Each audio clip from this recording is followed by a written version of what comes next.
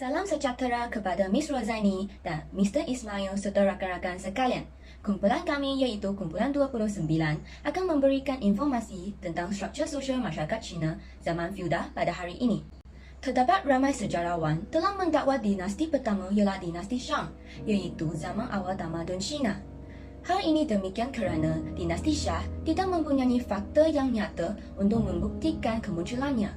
Oleh itu, ini diikuti pula dengan kemunculan dinasti Shang yang telah dibuktikan dengan jumpaan arkeologi yang menandakan permulaannya pada sekitar tahun 1766 hingga 1050 sebelum Masehi. Namun, dinasti Shang telah digantikan dengan dinasti Zhou kemudian. Dengan kemunculan dinasti Shang dan Zhou ini, merekalah dinasti yang menggunakan sistem feudal iaitu sistem pemerintahan beraja yang bersifat feudal. Apakah definisi feudal? Feudal boleh didefinisikan sebagai satu bentuk kerajaan yang dikuatkuasakan secara tempatan oleh individu tertentu bukannya kerajaan pusat. Manakala, bagi definisi struktur sosial, pada umumnya, struktur sosial ini ialah corak hubungan yang dilembagakan yang bersama-sama membentuk masyarakat. Struktur sosial telah menjadi asas dalam pembentukan ketaksamaan sosial dalam kalangan masyarakat. Dalam struktur sosial masyarakat, pelbagai kedudukan dan jawatan diwujudkan untuk diisi oleh individu bagi melaksanakan fungsinya mengikut peranan dan tanggungjawab. Struktur sosial masyarakat Cina dalam sistem feudal ini adalah berbentuk piramid dan masyarakat juga dibahagikan kepada golongan pemerintah iaitu golongan atasan dan golongan yang diperintah iaitu golongan bawahan. Pada zaman pemerintahan dinasti Shang dan dinasti Zhou, mereka mempunyai golongan atasan yang terdiri daripada raja, bangsawan ataupun pembesar. Manakala golongan bawahan terdiri daripada petani, artisan, pedagang dan juga hamba. Sekarang, alih-alih saya akan membincangkan golongan-golongan ini.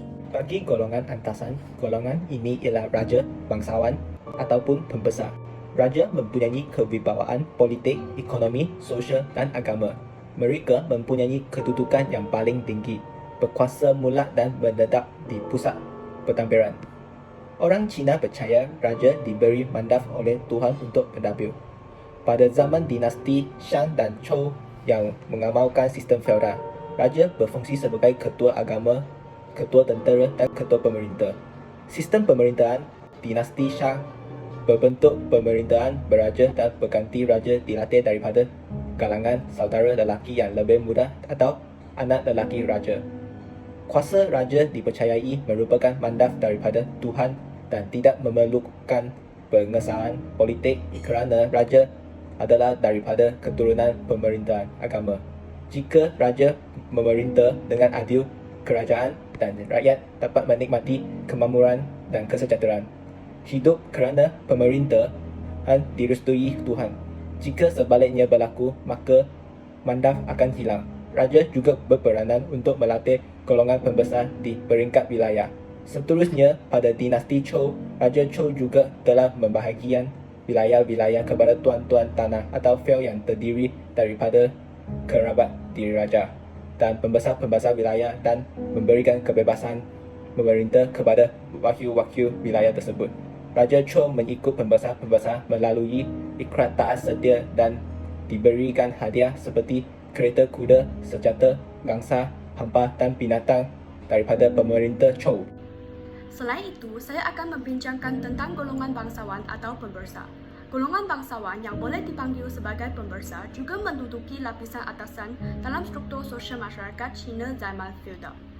Golongan pembesar sahaja mampu memiliki tentera dan senjata gangsa dan dapat menundukkan golongan bawahan melalui keistimewaan ini.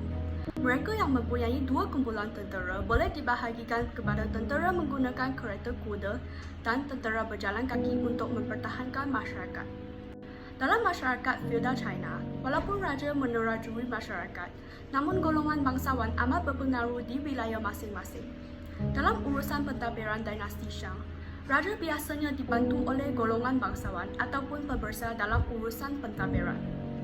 Golongan ini bertanggungjawab untuk mentadbir dan menjaga wilayah masing-masing di bawah naungan raja secara mutlak.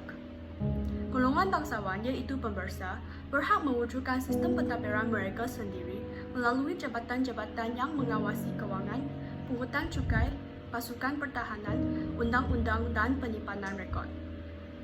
Sistem yang sama telah diasimilasikan oleh dinasti Zhou setelah mengambil alih pemerintahan Shang. Pada peringkat wilayah, pentadbiran dikendalikan oleh pembersa-pembersa feodal. Golongan pembersa tempatan di setiap wilayah berperanan untuk mentadbir wilayah di luar pusat pentadbiran setelah pembahagian pemilikan tanah telah dilaksanakan semasa dinasti Zhou. Dengan ikatan Raja-Raja Zhou, tanggungjawab pembersa ini juga adalah melindungi raja dan memberikan bantuan tentera pada masa perang. Mereka juga diberi hak bertindak sebagai ketua agama dan menjalankan upacara pengorbanan di wilayah masing-masing. Seterusnya, kami akan bincangkan golongan bawahan yang terdiri daripada petani, artisan, pedagang dan hamba. 80% daripada penduduk China adalah masyarakat petani. Oleh itu, golongan petani telah membentuk sebahagian besar penduduk dinasti Shang. Mereka biasanya mendiami di kawasan luar bandar yang boleh dikatakan di sekeliling negara kota. Golongan petani ini berperanan sebagai tonggak ekonomi dan pentadbiran untuk memenuhi keperluan golongan atasan.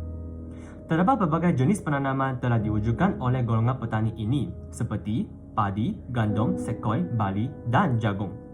Pada zaman dinasti Zhou, pertanian juga berkembang pesat dan banyak kesempatan diarahkan secara langsung oleh pemerintah.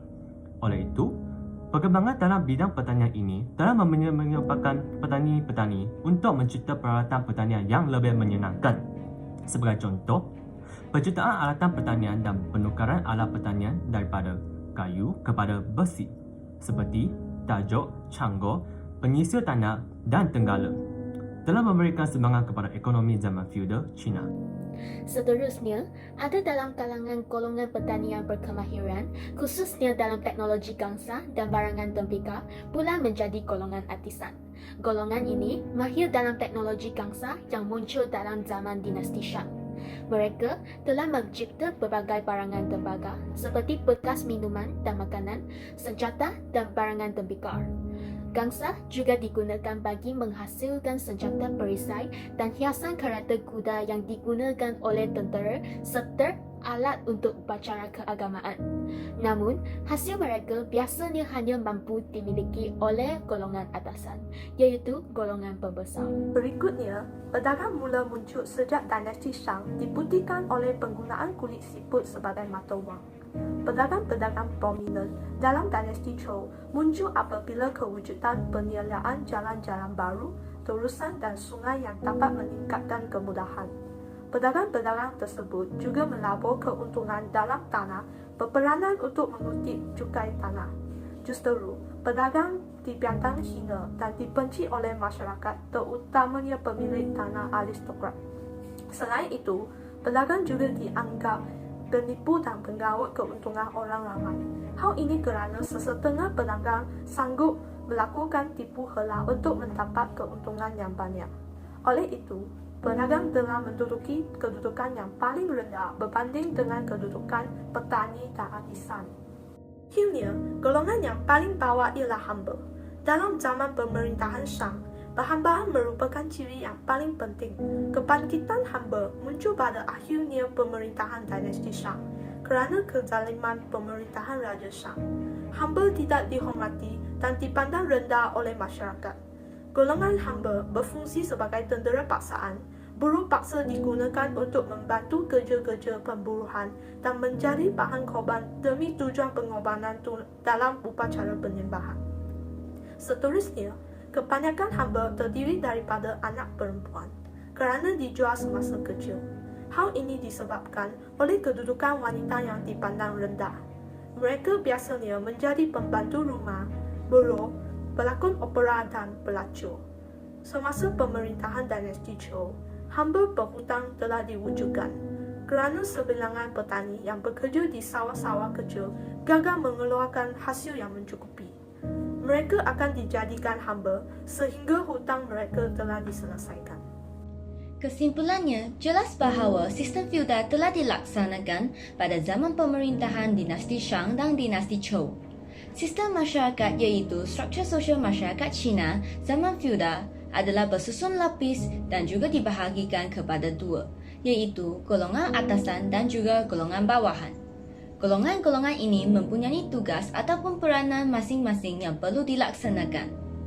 Sekian terima kasih.